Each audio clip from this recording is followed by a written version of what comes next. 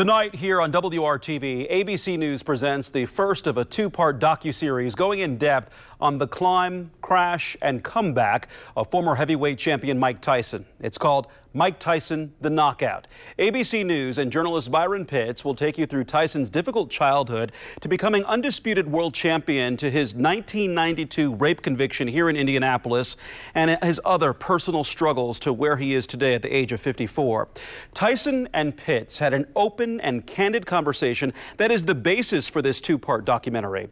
I had the chance to speak with Byron Pitts today, asking his impressions of Tyson today and during the interviews, and getting his opinion on what it is about Mike Tyson that makes him worthy of a documentary like this.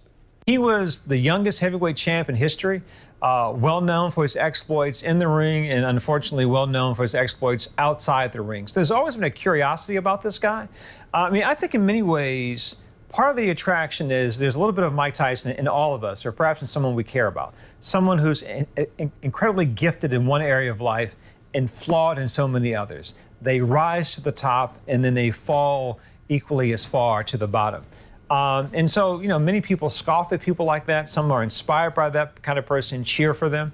In this series, we don't seek to romanticize Mike Tyson's life at all, but to give it context. As you sat and talked with him and listened to his perspective of things throughout his life, was there any story that stood out to you, that surprised you?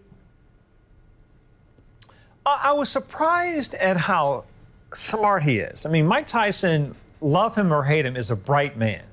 Not school learned, but learned from life, and a reader.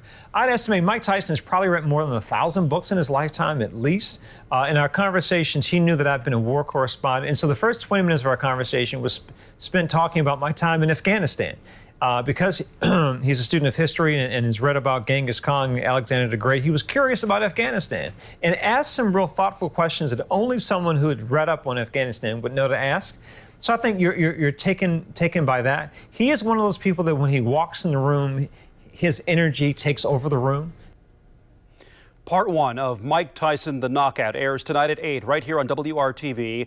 The second part airs a week from tonight, and that's when the documentary touches on his time in Indianapolis, his rape trial here, and the conviction.